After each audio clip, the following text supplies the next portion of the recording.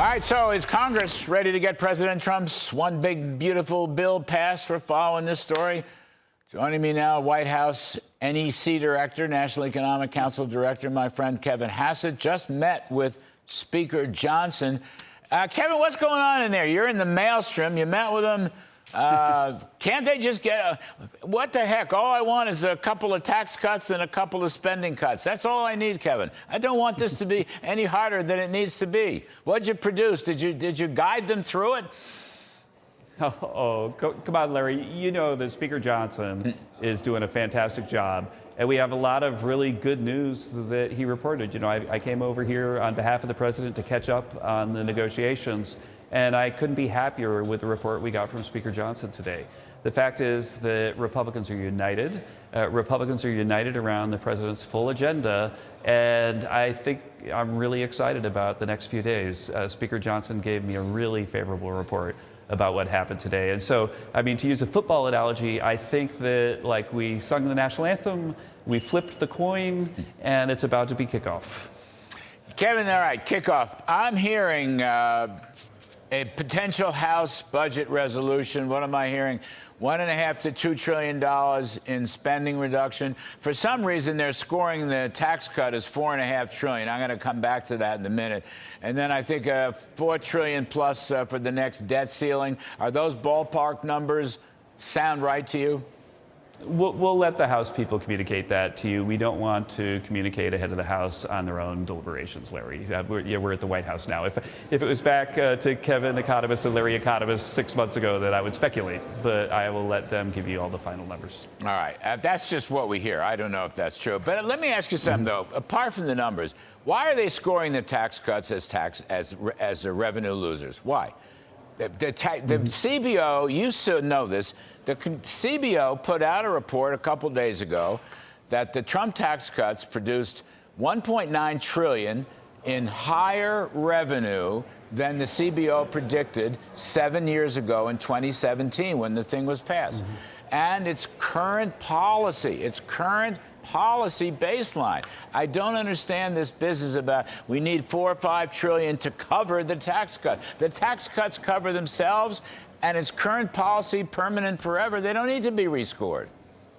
Right. Well, first of all, I want everybody to know that I think every politician, at least in the Republican side, in the Capitol, cares about what the truth is.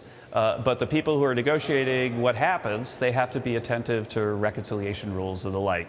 But President Trump cares a lot about what the truth is, of course. And the truth is that what we did last time, satisfied Laffer curve type effects. Revenues went up, real wages went up a lot. And then Joe Biden came in and he had an explosion of spending, and real wages dropped the first couple of years about $2,000. And so we made them go up $6,000.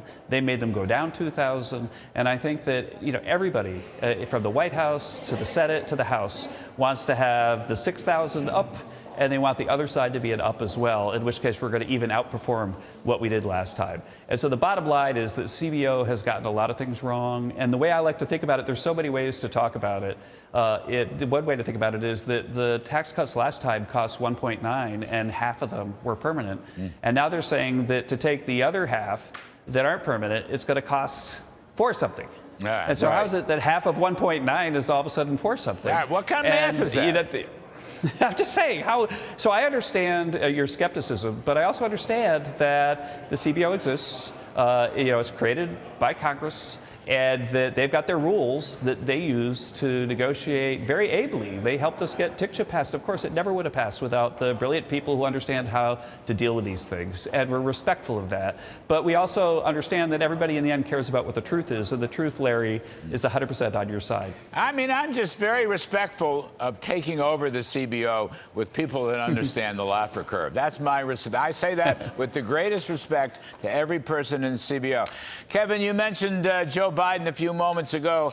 We had a dose of Bidenflation now. This is an issue, ugly inflation report. I know you're aware of it. 3% year to year, that's way above their 2% target. Core inflation, ex-food and energy, is now 3.3% year on year. You go deeper into the report, Kevin, services, whether it's core or not, that's growing at 4%. Bond rates went up today. I mean, Bidenflation is still there. So what do you make of it? What to do about it? Right. Look, Biden's stagflation is way worse than we were told before the election by the statistical agencies. People can make of that what they want. But the fact is that we found out last year that he created 1 million fewer jobs than they bragged about during the election. And now, all of a sudden, inflation is way worse than they were saying. And as you like to, look at, say, the 3-month moving average. The 3-month moving average of what we've inherited, remember, this is the last month of the Biden numbers, is 4.6%. Yep.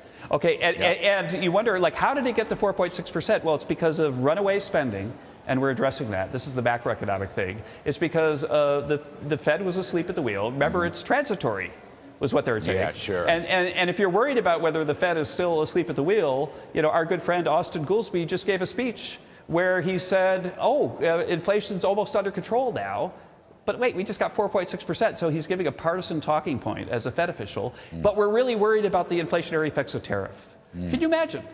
And then we got a basically rolling average of 4.6. And so the fact is that we're not going to whine about it. We're going to fix it. We're going to fix it with supply side policies, with spending restraint, with deregulation, with getting Doug Burgum and Chris Wright to drill baby drill, and all of that stuff is going to get inflation under control. But we inherited stagflation from Biden because their policies were just terrible. We're also looking at the micro things, Larry, the micro things, the smaller policies that we can change.